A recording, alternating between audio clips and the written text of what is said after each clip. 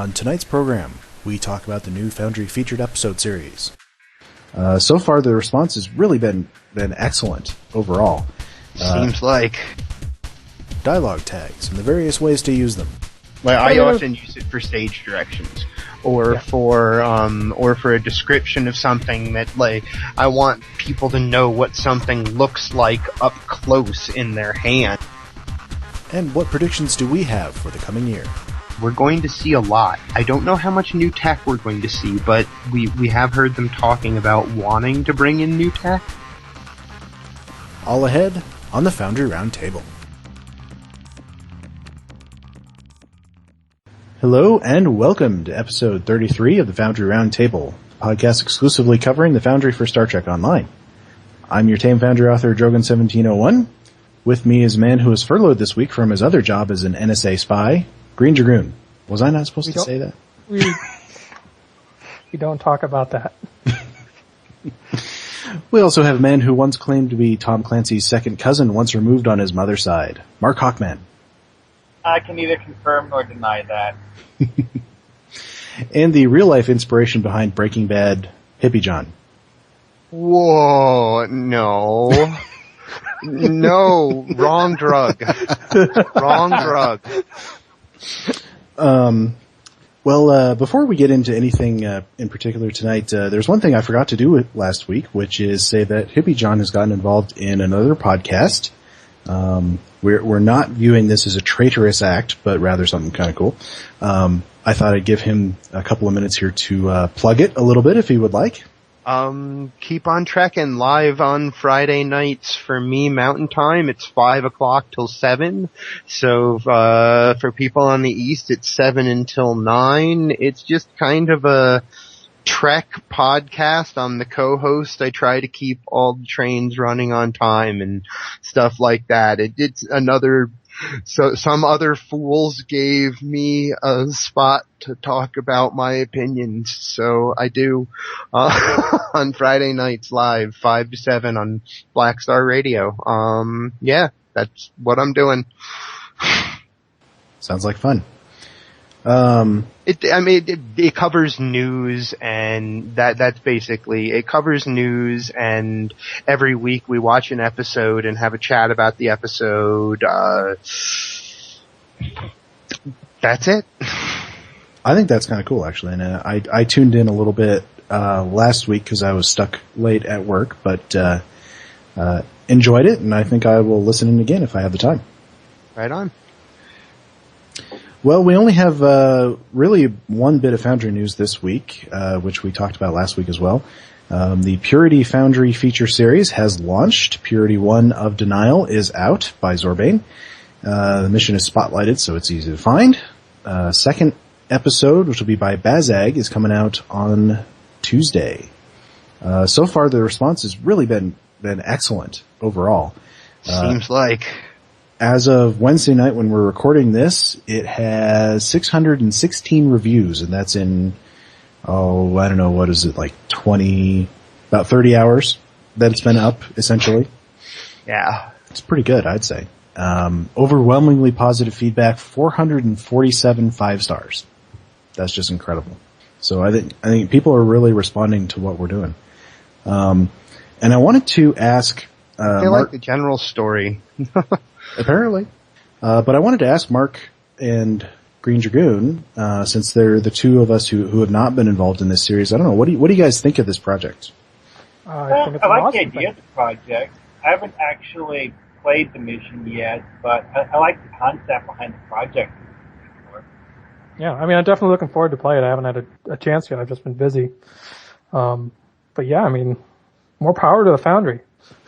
Do you think either of you would ever do a collaborative effort like this? You mean while you wait a year for me to do my part? Obviously, we would have to make you speed up a little. I'd be willing to do it if I had the time. I haven't had the time lately, though. It certainly is a time commitment. Yeah, as you know, I'm one of the authors, so I know. I would have to be much more organized about it than I normally am with a mission. And of course, there's other roles than just mission author in there. I mean, there's, overall story. There's, we had a guy designed the costumes. We had a couple people build maps. Yep. So you could fill one of those roles. I mean, True. My whole contribution was being part of the story conversations and being a playtester. That's been my contribution. I haven't built any of the missions. I know my limitations is part of it. You know, I'm quite capable of making cartoons, but, you know, seeing what other people can do, you know, there's no reason to say that I'm one of the six that should be building missions here, kind of deal. Well, the reason I bring that up is because, you know, there's been a lot of talk. Obviously, this featured series is only for Fed, and, you know, there's some KDF people felt a little left out. Mm-hmm. But one of our main goals for this thing was to sort of, you know, get the Foundry back in the public eye, get people inspired to make their own collaborative mission series. And, you know, I'd love to see a Klingon series, and love to see it spotlighted on the same level that we're getting. I'm sure Brand Flakes would go for it. Yeah, so that's kind of a thing that I'm feeling about any of the complaints. I'm a Klingon player. When I play the game, I prefer to be playing my Klingon characters. It's the way I play the game. So, yeah, I'm not getting to, you know, I can understand that this isn't a featured, or that this isn't an episode series for Klingons, but really, shouldn't this just be kind of an inspiration to those Foundry authors who do work on the Klingon side, who previously have said, you know, working in a collaborative effort is just too difficult. We don't have the tools or whatever. They're seeing that something, at least here in the first week, from everything, you know, they can see what, you know, the first week, months of work from, a dozen or so people, like 10 to 12 people, what that represents. So I'm really all about, hey, all of you people who want to see a Klingon featured episode, get together, let's do it. Get together, let's do it. Not to mention that doing something like this on the Romulan side could prove a huge boost towards trying to get proper Romulan Foundry missions. Well, I have to say that people really seem to like the idea of doing Klingon missions that deal with the Dominion. I mean, that's one of the feedback things I got from doing diplomacy in the Gamma Quadrant. And that's the one thing that when you're doing a collaborative mission, I mean, the first thing you ought to do is figure out what the story's going to be. And how we did it is we just sort of got on Skype and just started throwing around ideas. Yeah, it's throw around ideas, realize that no idea that you have is too stupid, but realize that no matter how great an idea is, it might not be used in the final soup, because what's being created is an idea. I call it like an idea soup, because it's the things that everyone brought to the table creates a story that none of you could have anticipated. And maybe your ideas used my biggest thing is always leave your ego at the door for a collaborative effort. It's the only way to make it work. And in this series, the story ended up being something that I had come up with like a year or more ago, but in a very different form and very different missions that, you know, when you get right down to the missions, very different than what I had envisioned. And I think it's fantastic. I mean, and how many, cool concepts have we come up with just by trying to hash it out here on the show? Oh yeah. Just brainstorming with you guys has made my missions much better. That's for sure. Mm-hmm. So, I mean, even that little level of collaboration is awesome. Well, moving along, what we've been working on. Mark, have you been able to get in the Foundry this week? I did do a little bit of tinkering, but had more to do with trying to figure out what somebody on the forum was talking about with the bug that they were having an issue with. What bug was that? I don't remember exactly. I think it was that. Oh, it was that thing that the guy mentioned about getting an error where he attempted to open the the Foundry for editing, and it would give them a Foundry editing not allowed error message. Oh, I know yeah. what you're talking about. That one happened to me once. It's not specific to the Foundry. It can actually happen in the other direction too. Loading up the main game, although the error message it gives is different. But yeah, it's and it's caused, as far as we can tell, right, by hitting play before your character visually loads in, right? Yeah. The way it acts is like the game is confused as to which character you're trying to edit the Foundry with. And it thinks you're using the wrong one, so it tells you to go away. Yeah, and this is kind of like a host of number of bugs specifically rated to the character selector that kind of have cropped up since Legacy of Ramus. They're not really all specific to the Foundry. Oh, so it's Thomas the Cat's fault. I don't know about that. I don't know if Thomas does the actual programming for the back end, but probably not. Sure, let's bring Thomas. Yeah, let's blame Thomas because he's the person I know. So Captain Gecko will back us up. There we go. All right. So Greendragoon, I assume you've been working on part 2. I have been working on part 2, not quite as much as I would have liked. I've had a lot of distractions going on lately. Mostly I've been pretty much focused down to map 8, which is, I think I've mentioned before, the big giant map. It's also the most complicated, and it'll probably be a while yet that I'll still be working on it, just trying to hook everything up. I mean, there's a big, massive puzzle that kind of acts as the spine through the map, and it's just hooking this up. It's got a lot of different interactions. I've been taking advantage of the new dialogue prompt reach expansion, and so I was able to actually save myself a few items on a very crowded map by reducing down the number of consoles I needed. Because before I had two versions, a locked version and an unlocked version, and basically trying to I would have to swap between them once the door was unlocked. But the problem with that is that, I mean, it basically meant I had to have 2 copies of every console. Now, thankfully to this, I mean, I can now swap and track exactly when they reach the unlocks dialogue, so I can contain that all within one console with a default dialogue. The other thing I've been doing, nice. I mean, it's one of those things I've been kind of sussing it out and figuring out exactly how it works. The other thing I've been doing, playing around with, and unfortunately it hasn't been proving as successful as I would have liked, is the idea of using those plasma leaks as light sources. And I actually did find out that there is a very fine, happy medium between the plasma leak being far enough away that you can't, or you can only barely hear it, and it having close enough to still to cast light on things. The downside I ran into, though, is that apparently it does cast light on, like, the scene and detail objects. It does not cast light on the characters. And that was kind of the big thing I needed more light on. So I ended up kind of scrapping it for now, but who knows, I might use it in the future.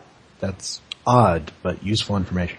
Yeah, I think it had to be like 22 away from above the player, somewhere right around there to where it was just close enough to cast light, but just far enough to so you didn't hear this sound.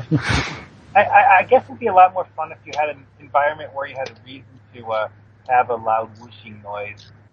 Yeah.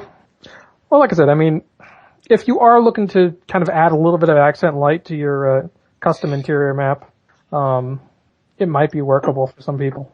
Like I said, I mean, it's not going to help with like increasing the key light for your characters or anything like that, which is kind of one of the main problems of building in the black space.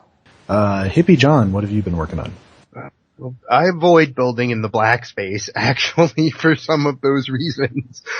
And also because I don't trust the black space. I don't trust that it will always be there.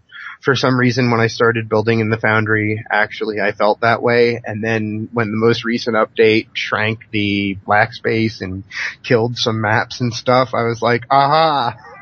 It happens. Yeah, I'm still not sure what I'm going to do with the Beta-Rana incident. Yeah, I'm telling you that Cavo 202 is perfect for receiving copies of Massive Interiors. Right. But what have I been working on? The same thing I'm working on every week, Brain. Trying to take over the world.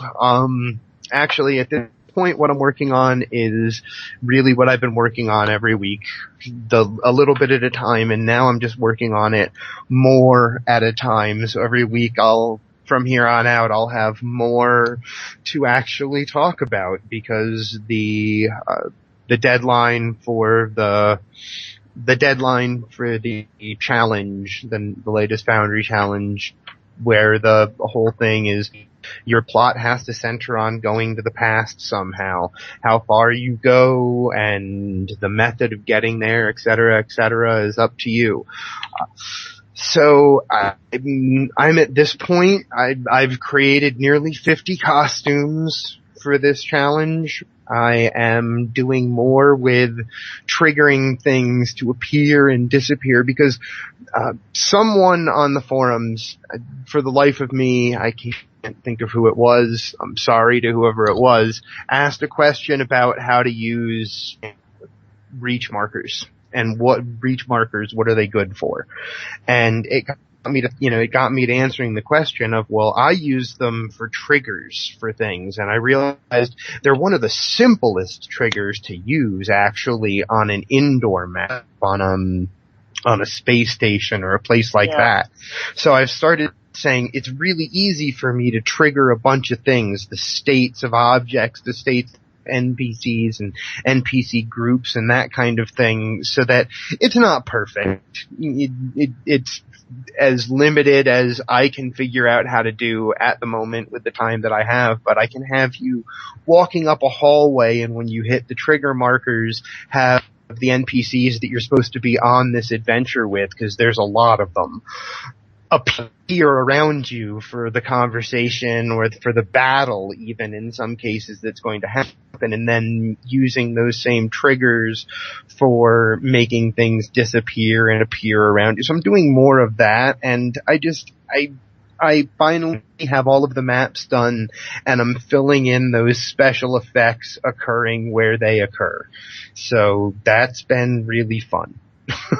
Once again, I've got a whole bunch of brightly colored things everywhere, so hopefully it feels enough like a cartoon. It's a little more in depth, and it's a little bit thicker plot-wise than the last thing that I did, but, maybe it'll take even a little bit longer, but that's okay by me. For it to take a little bit longer. It's a part 2. I've never done a series before, and I'm almost shocked that my first series is going to be Miranda and the Mayhems and their adventures, but, there you have it. Well, there was also somebody on the forums who was having issues with getting triggers to work, and apparently he hadn't noticed that you need to set the radius for triggers. Yeah, that they didn't notice that you, because my favorite thing about them is most indoor or even on the ground scenarios, you can more or less anticipate how a character is going to go. Through hallways, it's even easier, because you know exactly how they're going to walk, and you make sure that the radius covers the entire hallway. That makes reach markers a very, very reliable trigger to change the states of things, or, use them as explosion triggers and such. All of that is just kind of what I've been working on making happen. So. Yeah, you were talking about, things, making things happen around the player using reach markers, because of course the player doesn't see the reach marker if it's not tied to an objective, so you sort of, right. It's a way to just pop things off around them without any warning. That was, you remember I guess it's been a month or more now, when we reviewed Stout's mission, I think it was, he had that brilliant interior map where the board cube is essentially exploding around you. And I'm going to assume he did most of it with reach markers. Yeah. Is that the first part of Collectiveness Strikes Gold? Yeah.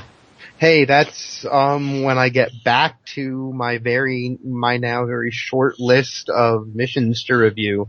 I say a short list, but one of those is like, a 3-mission series and, things like that, et cetera, et cetera. But hey, that is one of the first couple on the missions I'm going to review. Once I'm done giving my very basic, non-spoilery review of whatever Purity is released every week. So fantastic. I did a similar thing in one of my missions, which is not published at this moment, where I had a ship exploding around you. It's a lot of fun, and the effect is really cool. Well, let's see. I've been working on my own mission for the Purity series. I can't talk too much about it, but I was conversing over Twitter with Greendragoon about something that I wanted to talk about, which is I got this point where I want you to choose an officer to send on an away mission. You're going to get the choice of 3 specialists, and actually there's going to be 3 people who aren't exactly specialized in what you need, but they're the closest thing you have on board. And so you're going to get the choice of 3 people to do it. And so I want you to make this choice in dialogue, have an interact object where you beam them over to a satellite, and then I want to have you interact with only the person you send, in the next dialogue tree as they report into you about what they're doing on that satellite. So I was asking Greendragoon, because he is the master of dialogue and triggers and knowing what's what. and I want to make sure I've got this correct. Okay, so I have a map dialogue which branches out into talking about these 3 people, and it ends with you making the choice of 1, 2, or 3. And then I have an interact with objective, and then another map dialogue in which different windows will open based on, and you can set those, I think, buttons to appear based on dialogue prompt reached. Yep. From that original first map and here's my question: does it have to be map dialogue, or can I set that to trigger off of dialogue prompt reached in a objective dialogue? You can do an objective or dialogue with contact. It'll work for that. It will not work for storyboard pop-up dialogues. Okay. So I may need to either do it with a map dialogue that just goes right as the mission, right as you zone in. Okay. And you can often trigger a map dialogue off of the same interact that you're checking off an objective off of, to kind of fake it as a pop-up dialogue. Because, the user can't tell the difference between a map dialogue and a storyboard dialogue. Yeah. Except that an objective won't update. The objectives will look slightly different. It will if the objective is using the same interact object as the map dialogue. Because here's the question. I assume most people, if you zone into a map and a dialogue pops up, you're going to click through that dialogue and hopefully read it before you do anything else. Yeah. Unless it gets interrupted by something. Yeah. Which in this case it will not. Yeah. Like I said, player can't normally tell the difference. Yeah. Because I did this once before, and I did it across maps, and obviously this one is going to just be all on the same map. But how I did it before was I had you make the choice in dialogue of, I'm going to send this officer, or this officer. In this case, it was a very old mission. I was sending them, it was a data on the Sutherland kind of a thing where a ship in your task force did not have a captain, so you got to choose one of your officers on your ship to go and captain it. These were officers that I had invented. They weren't your bridge officers or anything. And then later on, you hear about what happened to that officer. And how I did it was I just didn't refer to them by name. I just had somebody call up and say, hey, something happened to your officer. So, yeah, but this time I wanted you to actually interact with your choice later on as they report into you. Yeah, one thing to keep in mind also is that since the first dialogue of a dialogue tree doesn't come from a choice. Mm-hmm. Obviously, that one has to be the same no matter what. Yeah, and I've planned for that. Okay. Because essentially, when you say, when you do the interact with object, then the next thing is a storyboard dialogue. And the first one will be one of your bridge officers on your ship saying, so-and-so is reporting in, sir. Okay. And then I'll figure out a way to do something with that. We'll see. Another thing you can do is you can trigger other map dialogues, and then, never mind. That wouldn't work. It's going to be a little complex, and I'm going to have to really sit down and take an afternoon and make sure it's all correct, but I got to write it out first, so I have that at my disposal to copy and paste into the thing. And I have to come up with names for the 3 officers. That's kind of a pain in the butt sometimes. But I want them to all have very different personalities, have one be sort of acerbic, and, say, ask them how they're doing, and says, leave me alone, I know what I'm doing. and another one who, gives you overly detailed explanations of everything they're doing, and you just want to say, shut up and do it already. I love that character in every I've done one of those characters. Yeah, absolutely. So I think it's going to be a fun little thing. It's going to be something that takes, a minute or two to really get through if you're reading it, but I think it's going to be fun. So if you want to make the overly detailed one a ensign named T-Lock, you are welcome to. Well, I got to see first if any of the other guys in the series have invented characters for the player ship, so I could carry them through if possible. But we'll see. I could always use some that I've invented. Hopefully I haven't killed them all off. I don't know. I actually like inventing sort of junior officers for the player ship. I think that's a topic we've talked about before. Yeah. It's definitely doable. I mean, there's a few traps to watch out for, but as long as the player understands or has a legitimate reason for not immediately knowing who that character is. I'll tell you. Or you could do the approach that they did in Doomsday Machine, where it's a liaison officer who gets temporarily assigned to your ship, who you're interacting with. That's possible, but I don't think it would work with the story in this case. Yeah, but I mean, they did it all the time in Star Trek, where they would introduce some other character on the crew, but the audience doesn't know, so there's usually some kind of lead-in. Especially, like I said, using I just transferred in last week. Yeah. No, I mean, even just a bridge officer saying, Lieutenant so-and-so would be good for this. And that's the idea, is on one map, you're going to have a bridge officer who says, I don't think we have anyone on board who's exactly specialized in this. I will go off and research and see who are some good candidates who could do this work, and I'll get back to you. Then when you get into this map, the officer pipes up the very first thing and says, I have some recommendations for you of who to send. Yeah, and this is actually kind of a lot of the kind of thing that a first officer would do. Although we can't specifically call on the first officer. I mean, I'm just going to pick a bridge officer. Probably science, because it's going to be a sort of a sciencey thing.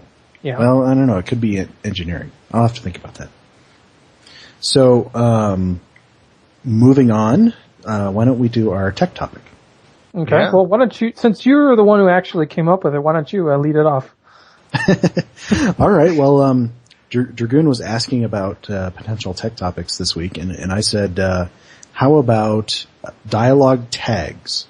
Now, these are the little things in brackets that we now have buttons for, thankfully, that you can put into your mission so that it does certain things in the dialogue. It tells the dialogue to do certain things, like put it in green text, which was it mission text? Is that what the name is? Mission info is green. Mission info. And OOC, which turns it gold, and you can put in a rank, which tells it to put in the player's rank there. There's all different kinds of things you can do with it. And I was going to ask you guys, what are some of the things that you have done using these tags? Well, let's talk about it basically falls under 3 different tabs: fonts, names, and ship. So why don't we focus on first fonts, the 2 mission info and out of character. I mean, there are a lot of different ways you can use this outside of just their initial intended purpose. Outside of their intended purpose. I've seen people use them for dialogue. I like them a lot, to be quite honest. I use them for stage directions. Yeah. I mentioned in the past about this, that in the Beta Rana incident, there's this occasion where your character goes up to a Boslik who is an administrator on the starbase that you go to, but while you're talking to the Boslik starts talking to a Tholian, and even though you can't understand what the Tholian's saying, you see these bits of yellow text pop up on the screen to, well, they don't really tell you exactly what the Tholian's saying, but it shows you what the Boslik person is reacting to when she starts talking to the Tholian. So it's like a paraphrase translation. No, it's more like kind of like what what Hippie said with stage directions, but it's stuff like you hear the Tholian to your right start making screeching noises. Oh, okay. That's the sort of text that actually pops up, that what the player sees when they're reading it. But the Boslik character reacts to that as though she's listening to someone standing next to her talking. And this mission was made out back before we had NPC, or before we had Tholian contacts, right? Right. Yes. So he wouldn't have been able to put a Tholian in the... I had the Tholian guy off behind one of those invisible barrier things. Mm. Yeah, but you couldn't have put it into the dialogue because of that, right? Right.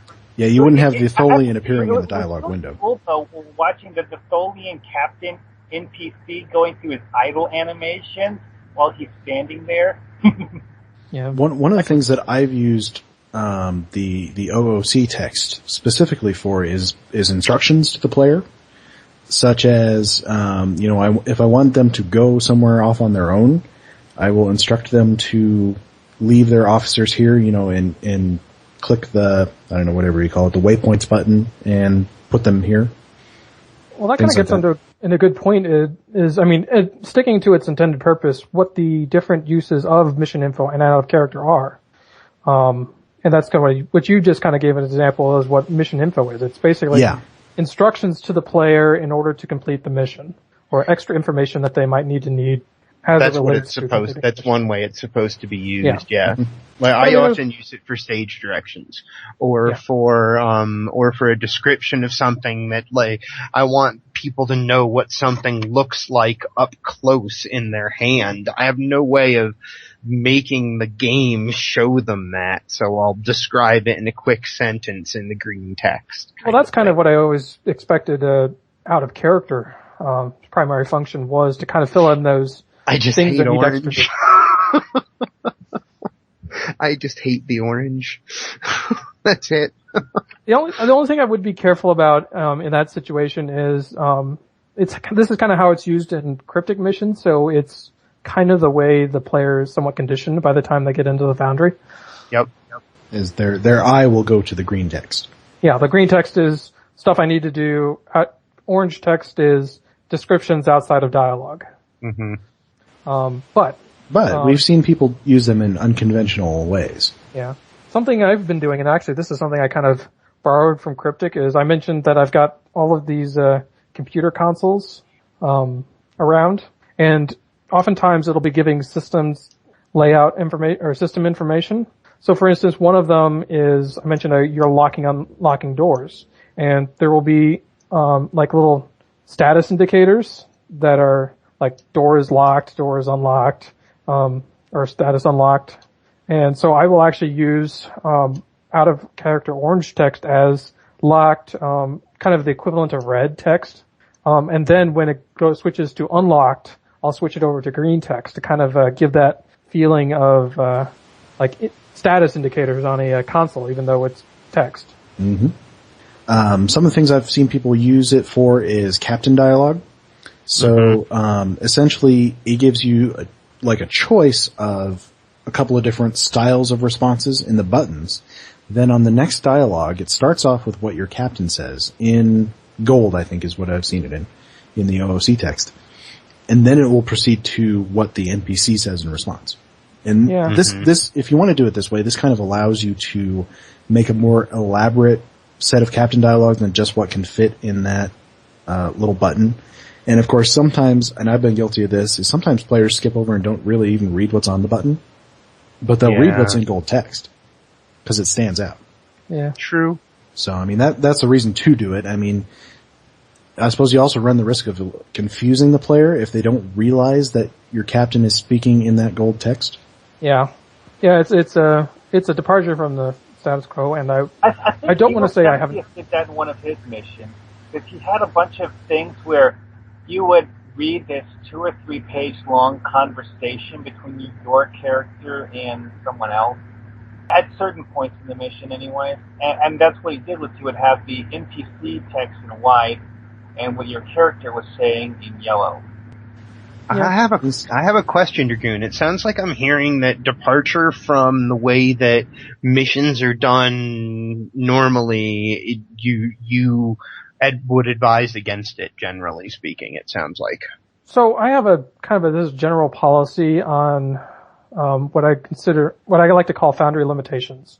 And these are basically things that we kind of have to step outside of the norm in order to get around in the Foundry. Now, I am not going to say never do any of these. In fact, I can almost guarantee that unless you are like a master of Foundry manipulation, you will end up doing hitting some kind of Foundry limitation and having to work around it in some thing. I mean, for instance, like going to your ship interior and the fact that your characters beam in. I mean, there's nothing we can do about it. It's just the way it is. It's either completely scrap doing that or live with it. So my policy is that Foundry limitations are okay. But I try to keep them to a minimum. If at some point you just keep asking the player to kind of step out of his immersion, eventually he'll kind of become unimmersed. So, yeah, right. It's not a don't do it, it's a keep it to a minimum. But then again, I'm also an author who obsesses about immersion a lot more than other people. So take what I say with a grain of salt. I mean, the Foundry is very much a creative tool that can be used in enormously different ways. So my advice is those trying to build deeper immersion, but that doesn't mean that there aren't authors that also choose to take a different path and can succeed at it. I would say this, be consistent with yourself. Yeah. If you are using OOC text or mission text in a certain way, make sure you use that in that same way throughout the mission. Don't change up styles in the middle. That's what it is to me. As long as something is internally consistent, I'm good with it. Once the player figures out the difference from what he's used to seeing in cryptic missions, they'll go with it for the rest of the mission. As long as and I've had several missions that maybe threw me off on the initial variation, but were consistent enough throughout that by the second or third time it didn't like jump out at me anymore, because I had been kind of retrained, at least for that mission, to expect it. Yeah, it's just more confusing if it happens several different ways in your mission than if you do it one way and stick with it. Yeah. But I mean, it's ultimately up to the author on how they want to try to convey the story. All right. There's no perfect interpretation. There's no one right way to do any of this. Right. I would say. And some people, of course, take great delight and great pride in deviating for what Cryptic does. So that's a legit thing too. Let's see. Anything else you guys can think of with tags? There's 2 other sections. We've got the name tags. Hey, there we go. So there's actually 4 of them. There's first name, last name, nickname, and rank. What is nickname? Nickname I never use it. Nickname is, okay, so you know how you've got your first name and your last name, but then you've also got your character name, which is what you okay. It's the one created you character. Yeah. Gotcha. Okay. It's whatever I've that seen character. strange things that happen if you actually use the first name tag followed by the last name tag, because if you do that and put both tags side by side, 9 times out of 10 it'll work right, and then you'll run into somebody who has as their character name Beltran and nothing else. And so what does it happens list it then twice? is that it says Beltran, and looks screwy. Yeah, I see that with my Foundry test character because he just has one name. Yeah. Yeah. I could see why they did it that way, to kind of prevent, they only put in a first name and all of our tags use last name, to prevent it from just being a bunch of empty things. Well, But yeah, that's you can just use the full name tags instead, though. there is no full name tag. What? I thought there was one. There is for ship, not for character. Oh. Yeah, so at the end we can get into tags we wish there were. One thing I did want to bring up with is, when do you guys ever use the first name?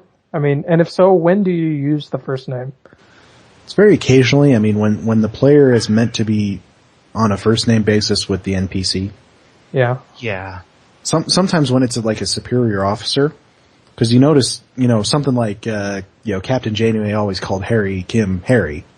So I mean, if you got an admiral that you're supposed to have at least a passing familiarity with, sometimes I'll have him call you by your first name. I will say, I generally advise against using the first name in bridge officer dialogue. I know I've run across a few authors who have expected my bridge officers to have a much more that would be a much closer relationship than they actually do. I mean, obviously for most Starfleet crews, there's a lot more formality than that, and for Klingon crews, that's a good way to get your head chopped off. There have been some missions I played where I've been like, man, I would kill you for that. As my Klingon character. That airlock has a use, Yeah, it's like, I would kill you for that. And then you have the people KDF side who play Orion or Kryosians or other races that don't think that way. So, Of course, that gets back into the old topic about how to write KDF missions for races other than Klingon. Alright, so I'll hit the last tab real quick, and that is ship, and we have three options here. We have the name, we have the full name, and the designation. Now designation is like what, the registry number, that sort of thing? Yeah, so it'd be NZC-991949 or something like that. Full name would be USS such and such, or was it IKS? Yeah, it's IKS, isn't it? For the Klingon side? Mm-hmm. Mm-hmm. Yes. Well, if you have a weird registry, it'll use that too. Yeah, so it'll use whatever registry you set it to. And then of course name is just the name of the ship minus the USS or whatever. So like I'm from the ship name, which is probably the one you'll actually end up using the most. I almost only use designation for like when I'm like listing a log or something like that, where the full designation would get included. Yeah, I wouldn't think that would come up very much in just casual conversation. A time when you're being faced by the Borg ship, and they go to the trouble to quote out the entire name and designation.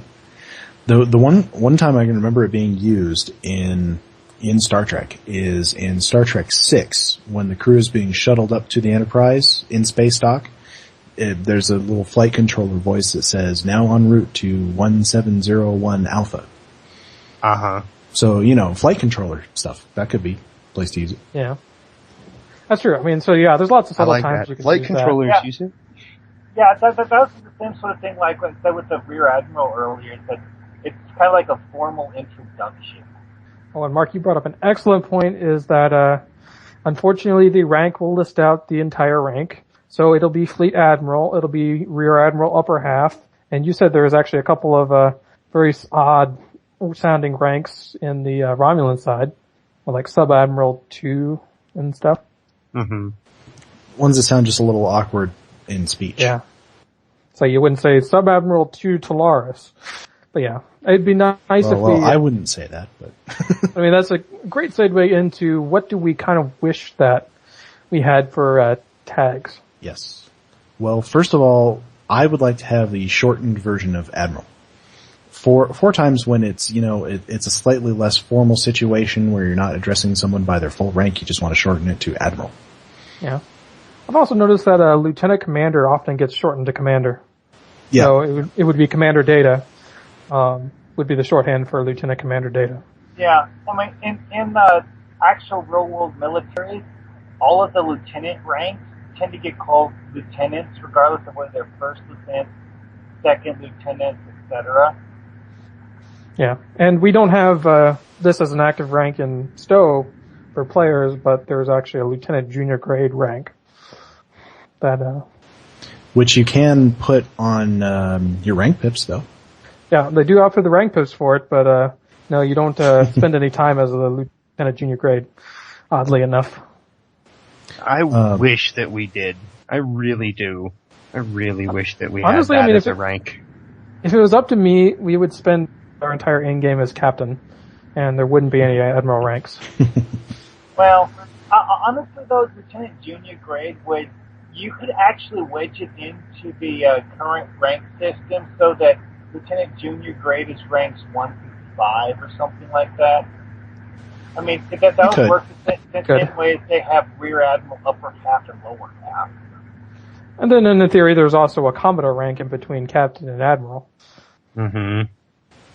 In theory, but we only ever heard of a commodore in the original series. Maybe once or twice. I believe Commodore Decker in the Doomsday Machine, for sure.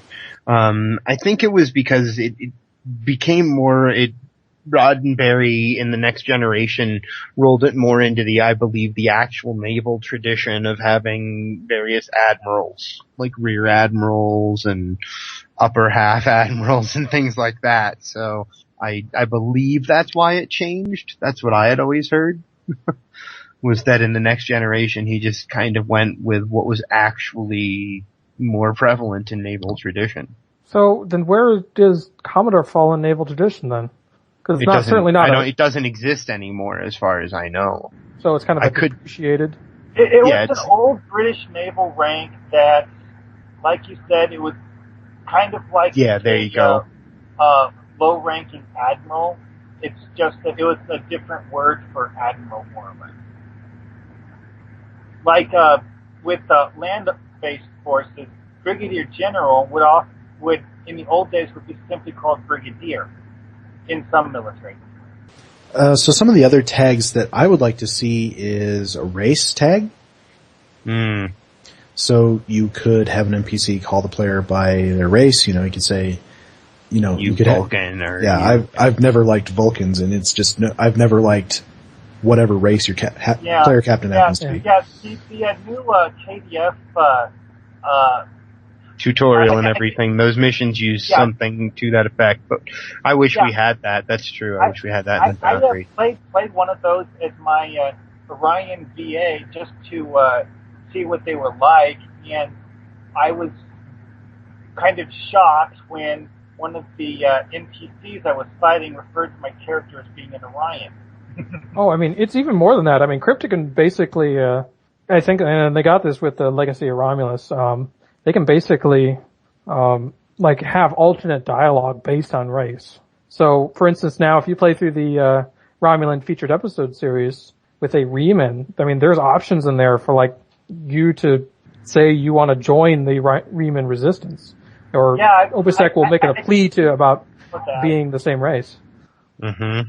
So I think it's more than just, they insert a little tag.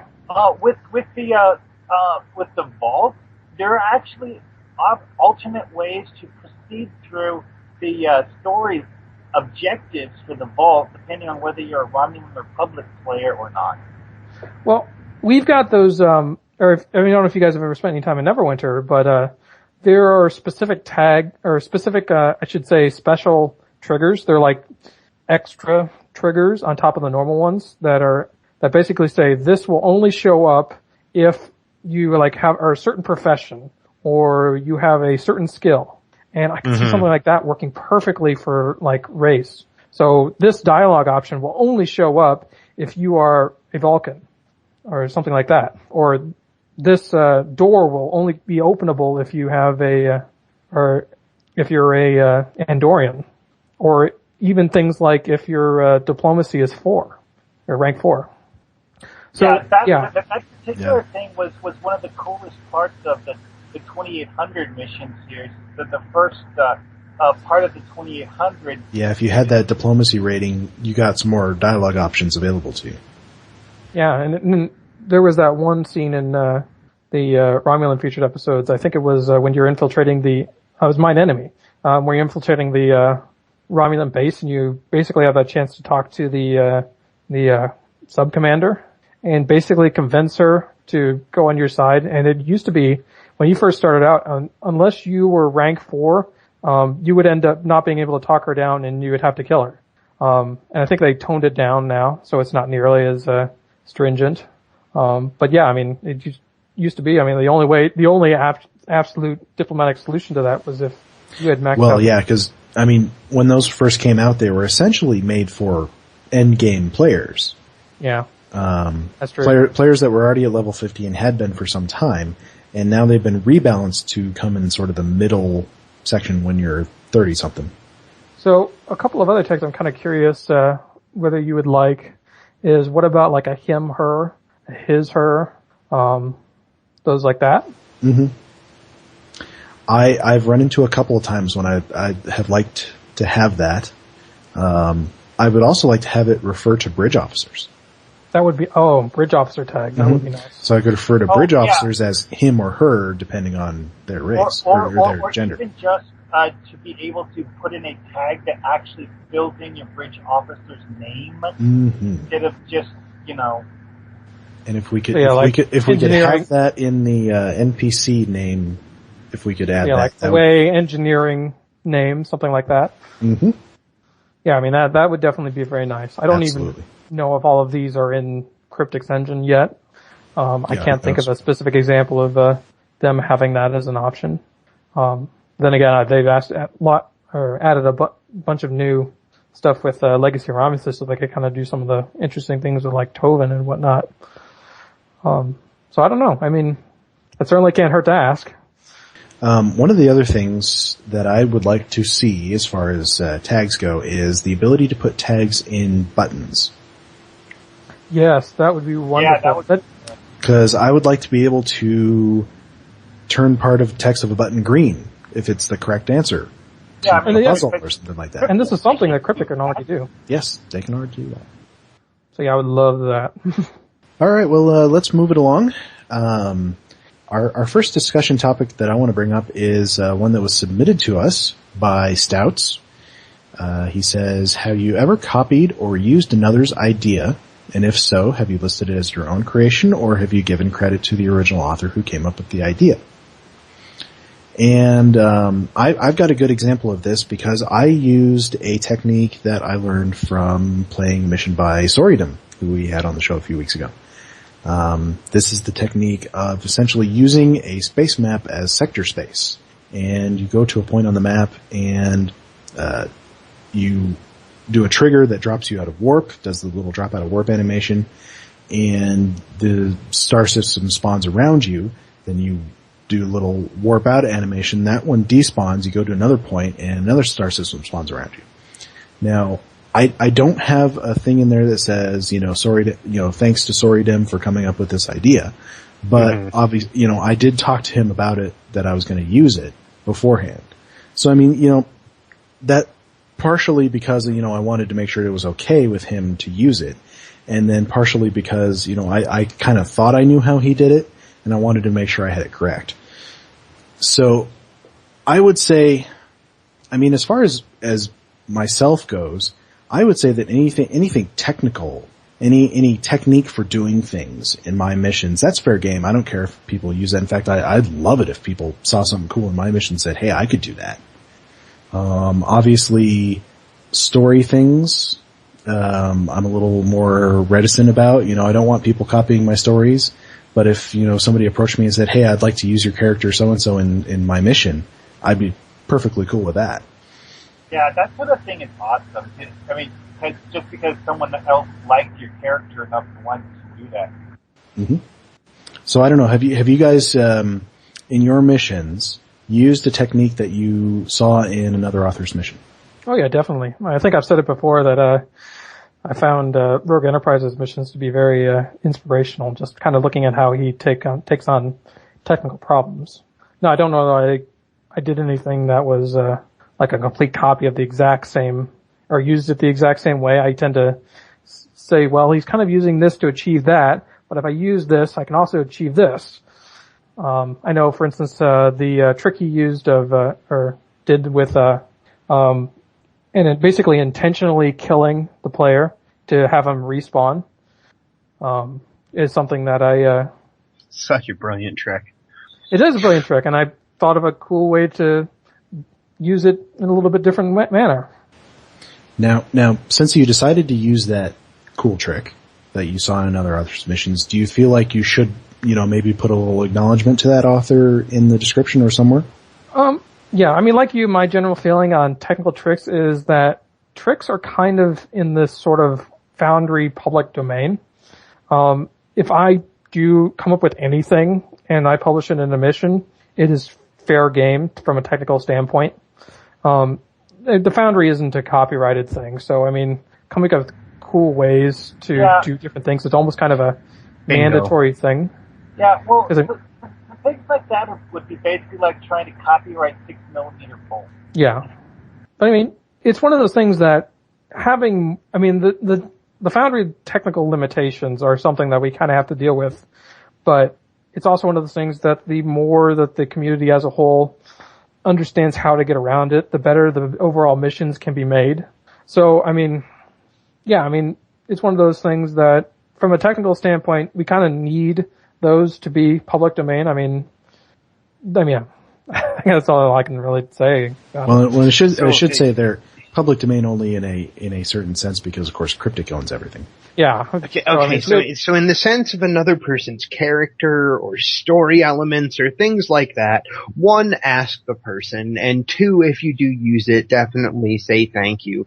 But as far as like a cool trick of how to do something to make your mission look cooler and it makes it more super fun, I don't think on every mission that you use a trick that you learned playing a Rogue Enterprise mission or something, you need to be like, thanks, Rogue, for teaching me this trick. I mean, that's a little bit of overkill. But if you use an idea, like eventually I guarantee you put Helena in a mission. If I do that, it will only be because at this point I understand she's kind of like public domain. They made a DOF out of her that anyone can go get, but regardless, if and when I put that character into a mission in any way, I will have a line there somewhere that says, thank you to Havraha for creating this character.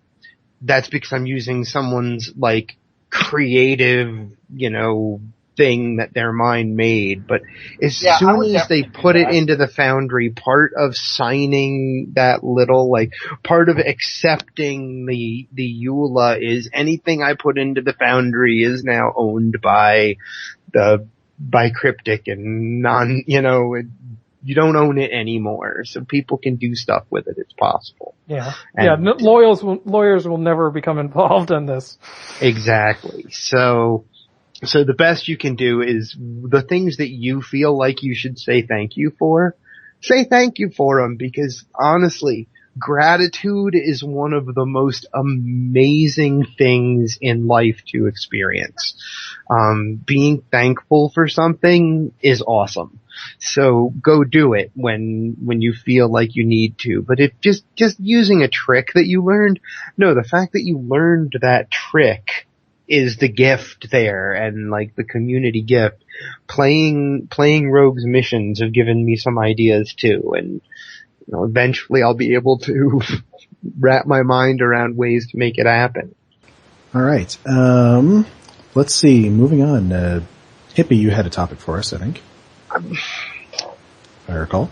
Kind of. I guess it's like, how do you, any sort of genre that you can think of, whether here we are, today's the second day of October as we're recording this, and, so any genre, horror, the second day of October, horror genre, humor, romance, or, melodrama, or pulp, or any kind of genre you can apply to something has a feel to it, and not the same kind of humor or the same kind of horror, doesn't appeal to rather always the same people. And so my my discussion topic, I guess, is when you're writing something that is, humorous or a horror story or, or a romance story or whatever that type of story that you're aiming at is, how broadly do you try to appeal, and what do you do as, how do you try to appeal to the broadest group possible, I guess, and at what point does appealing to too broad of a group become something that limits you rather than liberates you as a storyteller and author? In my case, I simply shy away from using story elements that I know would be some niche sort of thing. I don't necessarily try to make a mission have a broad appeal. I write something that I think would be good and avoid writing it into a niche, I guess is the best way to put it. Okay. I tend to write what appeals to me and sort of hope people will go along with it. Kind of what I'm thinking. Yeah. I hope and of course, you guys know me. I like everything. So. So I'm going to try and, I think it would help to define what exactly, or give an example of what exactly a broad appeal mission looks like. And I don't have to go any further than Cryptic's own missions, because Cryptic, because they are the main content, have to maintain a broad appeal, because the entire player base is going to play them. So, a lot of people kind of tend to give Cryptic a lot of gruff that, Foundry missions are better written, or they're more willing to take more liberties or delve deeper into story than than Cryptic would. And a lot of that has to do with the fact that Cryptic is forced basically to appeal to that broad audience.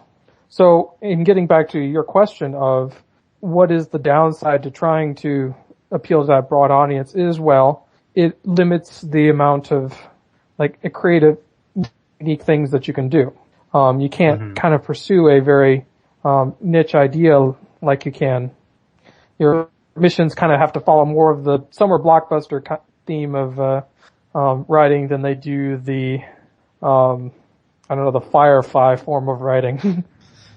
Well, cause it's kind of like doing the new Star Trek versus the old Star Trek, where in one of the episodes of the original series, we have this 20-minute dialogue talking about how the Charons killed each other off and the philosophical implications of the destructive habits of the Charon culture. Yeah, nobody would write that nowadays simply because of the fact that they know it would bore the audience to tears. Yeah. It's true. Audiences have changed over time. Yeah, and even more so, you're right. Even in its time, Star Trek was aiming for a higher than average medium. So, there's a trade-off there. Obviously going back to the Firefly versus I'm trying to think of the latest summer. What was the summer blockbuster movie this year? Star Trek Into Darkness. Okay, let's go. I really like what you said though about how just look no farther than Cryptic's own missions for what does it look like when you're trying to what happens when you're appealing to the broadest audience possible. And you point me at some of Cryptic's own missions and I see what you mean there. Yeah, in fact, you can even argue that the Romulan missions were an attempt to kind of niche it a little bit, or kind of push past the normal broad appeal audience. And while they succeeded in many ways, there were still plenty of people who did not take well to it. And so, it's mostly that people hate Tove and Kev for a variety of reasons that seem to be mostly. I don't think it has anything necessarily to do with Tove and Kev. But he's an unpopular character, don't get me wrong, but I know why. I was going to say that it has more to do with their own personality than with the game. Yeah, but I mean, it's a step a little bit towards more of a niche, and the more specialized you get, the better it gets. But at the same time, the fewer people get it. Mm-hmm. This is definitely true, and it kind of goes back to what we were talking about several episodes ago when we were talking about writing for non-traditional characters, where if you specialize, you're only going to appeal to a certain kind of audience, and not everyone who's going to play your mission is going to get that. Yeah, I mean, I'd almost say it's often a sliding scale between, do you want a broad audience that kind of likes your mission, or do you want a very focused group of people who really like your mission? Mm-hmm. Unless, of course, you're like the Matrix, in which case you're aiming for a niche and then suddenly everybody likes it. But that's lightning in a bottle, basically. That is rarely planned. It's just, I mean, I just see a lot of people make, one decision or the other, and I just wanted to hear why people make one decision over the other and what people think about it, I usually just make the decision that if I was playing the mission, it would most appeal to me. Yeah. Yeah, and maybe that's not always going to be the best decision. I mean, I could never make a mission that I didn't like. Right. I think it's almost a given for an author. I mean, especially since we're not people who get paid to do this. I mean, if you are paid, then there's a certain amount of suck it up. They're buying your time. But we're not making those Saturday night Sci-Fi Channel movies here. I assume somebody gets paid to do those. Otherwise, those horrible monstrosities would not exist, right? Some of them suck less than the others do. Yeah. So, but I mean, if you can't be enthusiastic about it, then really you're probably most likely going to burn out before you get to the end. And aiming for I want to say it's almost really hard to aim for a mission that does have broad appeal, because if you're aiming for broad appeal, you're aiming for other people's tastes. If you're making a mission that you want to play, then you're aiming for your own taste. Which of those two is easier to figure out? I like your point. I do. I like your point a lot right there. All right. Let's see, we had another topic. What was it? Do we want to do the speculation one now, or do we want to do another one until? It's kind of our big one. Yeah, it's kind of our big one. Our speculation. Why don't you introduce it, Greendragoon? So this week we gotta give a little nod to Foundry Files, because they gave a little nod to us. And in fact, Foundry Files, we love those guys. I do. But they also called us an optimistic podcast. First off, do you guys think this is true? I fooled them all. I think it is true. I think in general we're a very optimistic bunch. Oh yeah, absolutely. Yeah. My kind of feeling on that, and this is stuff that we kind of talked around behind, but really kind of brings the front, is we could go around and complain about everything that's wrong with the Foundry, but in the end, the Foundry would still have its problems, and we would just really feel bad about them. So we can do that, or we can try and do everything we can to make it seem like a better place. Or at the very least, try and make it a better place. It's almost a guarantee that when things are wrong, even if they're little ridiculous things, that I'm gonna complain about them. I love that those guys laugh. They're like, the squirrel thing, haha, that's the funniest thing. And I'm like, that's my fault. The squirrel thing, that's my freaking fault. I did that. I did that because it was ridiculous, and I can't believe that's something that they actually fixed. It still shocks me, but yeah, it was just a matter I'll complain. I'll complain about things. Sometimes those things might sound rather ridiculous, but sometimes they won't be totally ridiculous, and they'll always feel very important to me. I more than anyone was laughing at you for the squirrel thing, so. I know. And then it got changed, but wow, I can't believe that's the thing that they took and said, yes, let's fix the squirrel thing. Yeah, well, they told Cryptic Frost, and he's usually pretty diligent.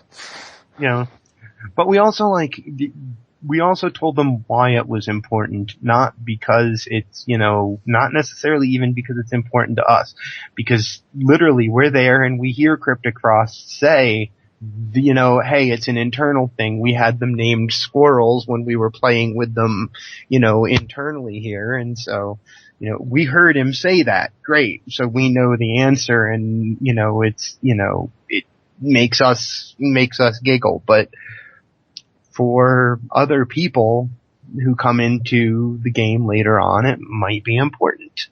There's also the aspect of the fact that having them named that way is just straight up confusing. So, But did you say it's? Yeah, you had a good point on that one. But I think it was a small funny. thing, but you had a good point. I think it's funny that they found that something to laugh about. But yeah, we did get called out for being optimistic, and I said, "Ooh, they don't know me very well, or I have them all fooled." And really, what it comes down to is there's things to complain about, but overall, we have a Foundry that pretty much works okay. There are things that are difficult about it, and it's worth saying, having a big master bug list so that someone can keep track of what really is broken, and all of that is very good. All of that, I believe, is a very good step.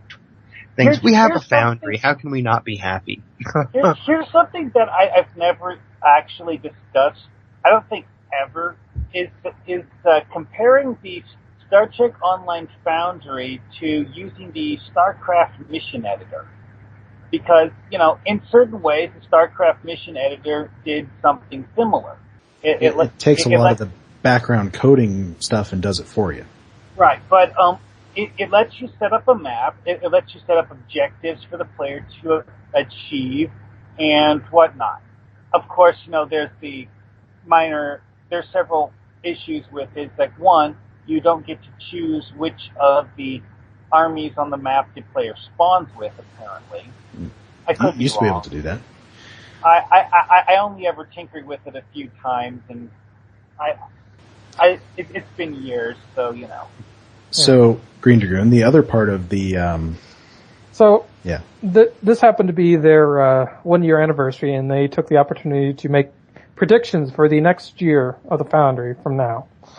And they kind of challenged us to come up with a more optimistic prediction, which more or less amounted to nothing. So this shouldn't be very hard, actually. I don't think they both said nothing. I think Weeby said that he might see like a couple of minor things.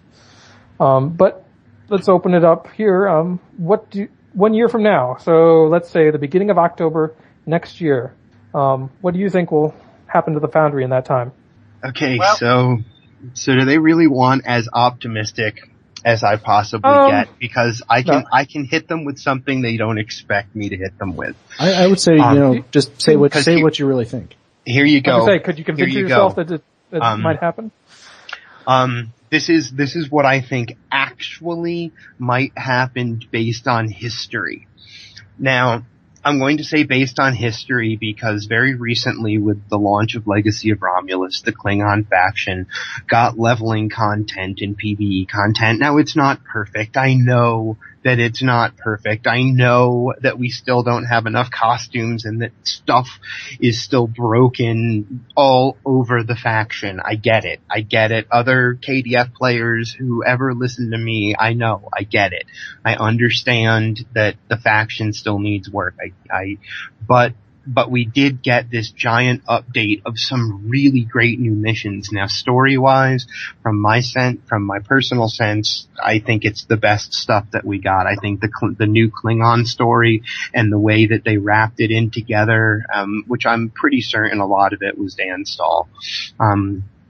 The way that they put it together with the old stuff and brought the new stuff in, it was beautiful, it was brilliant, and I loved it, and I think it's the best new story content that we've gotten.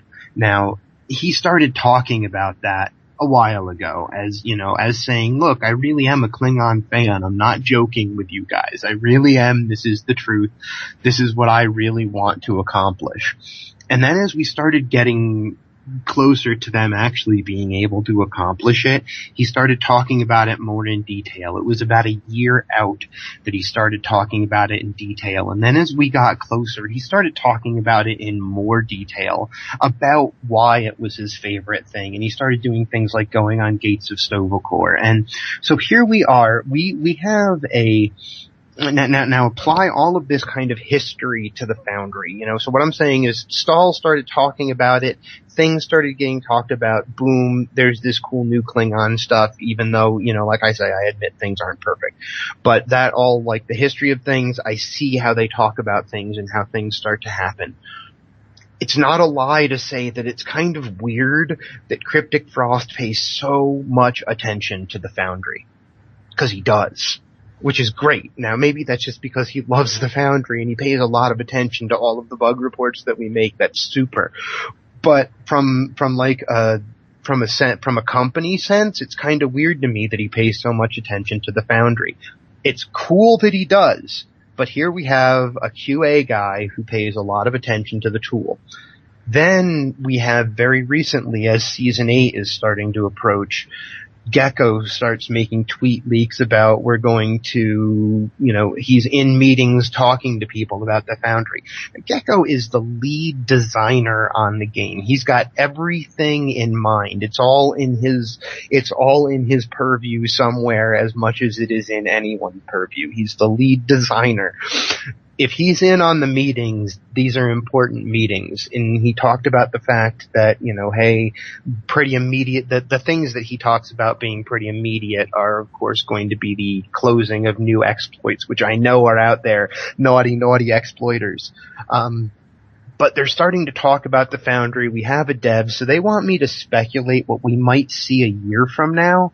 We have not a dev, excuse me, we have a QA guy. We have a QA guy, and we have a Foundry community who's willing to keep updating and organizing and making sense of a list of bugs, of really important ones. And we have a QA guy who's paying a lot of attention to them and who, despite knowing that some of the things that he says are going to be an unhappy thing, like there will be no Romulan faction missions, sorry. He knew that was going to be unpopular. He came in there and he just said it. And you know what? We dealt with it. We're like, bummer, this sucks. But look at all the cool stuff we get. A year from now, that bug list is going to have been heavily addressed. That he was the one who started the asking for what costumes do you need. We're going to see a ton of ships and eventually ground costume choices. We're already starting to see some.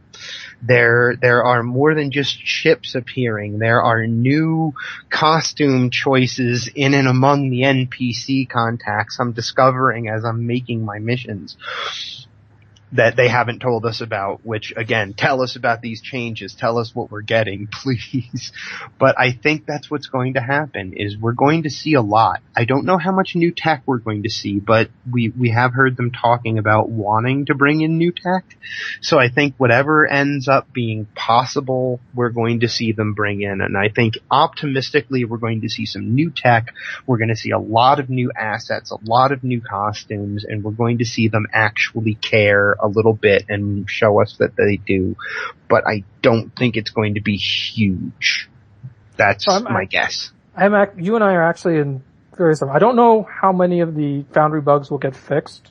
I think they will try and hit the ones that are that can be fixed in a more reasonable amount of time. I think they'll run into other ones that are just like require more manpower than they can devote to it.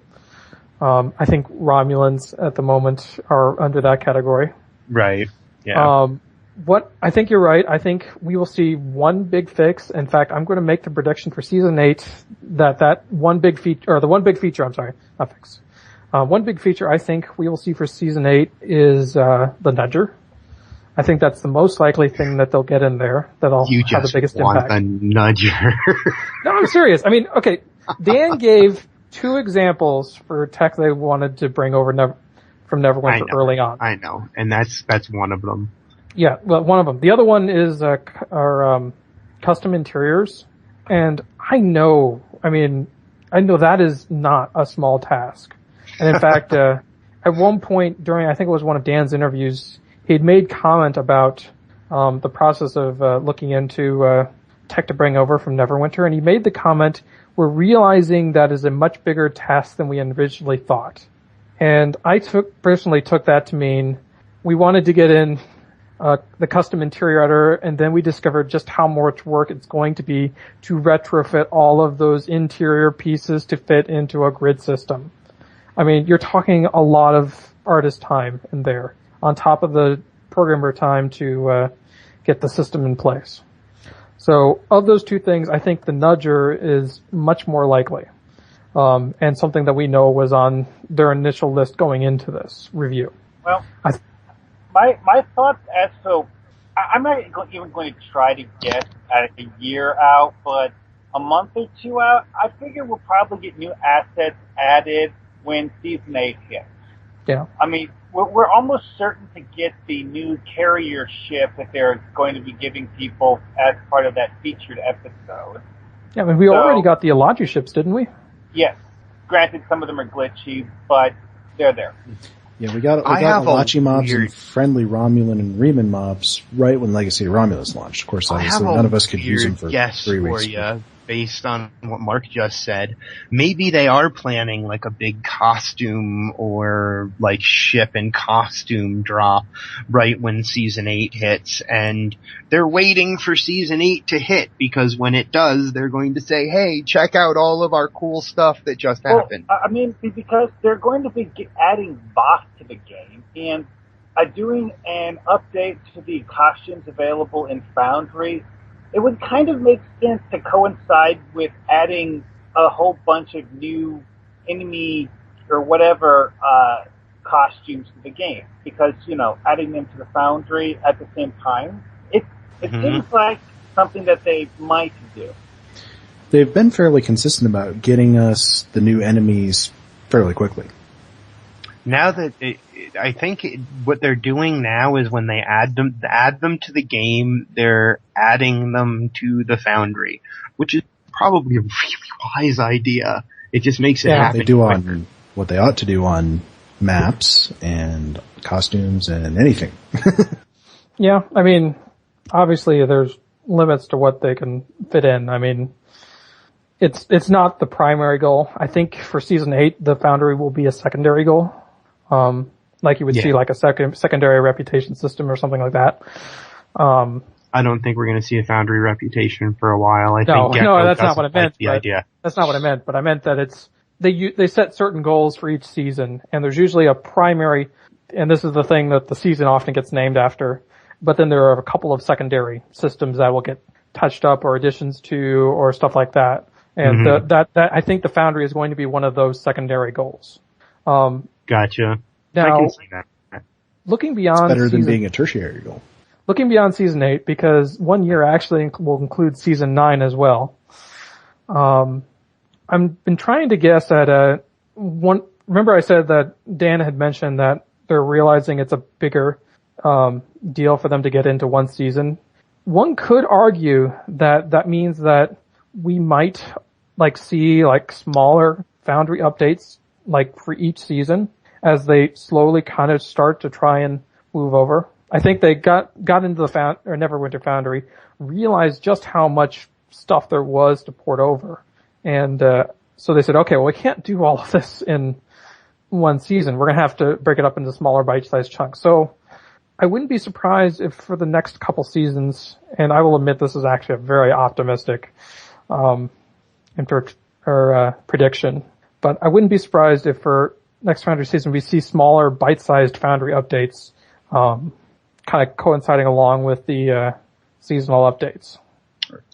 At the end of everybody telling us, what they think or whatever, let's also talk about what we wish might happen, because I have one of those too. Well, that's sort of where I come in, because I posted it, and they made a thread asking for these predictions, the Foundry Files guys, and I posted in there that, in my opinion, I personally don't feel like I can and should predict things that I have no control over. Because, as players, we have no control over what Cryptic does. They're going to do what they're going to do. We can make suggestions all we want, and maybe they'll go with them, maybe they won't. But, obviously, there are things in life that I have control over. In Foundry, what happens to the Foundry is not one of them.